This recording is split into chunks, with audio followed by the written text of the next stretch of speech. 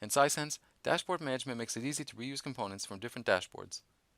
In this example, I have a division analysis dashboard with a number of visualizations that show a breakdown of performance across the various divisions. What I'd like to do is add here the results of a patient satisfaction survey across these divisions, and I already have that in another dashboard. If I want to add this to another dashboard, I can simply drag and drop it to the appropriate dashboard and release it. Once I return to the previous dashboard, I can now scroll down and see the widget that I've added. It's been copied across easily.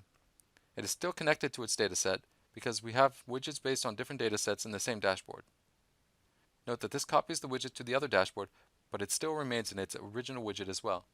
Now these two are two independent widgets. For example, I can change the type of this one, but in the other dashboard the widget doesn't change.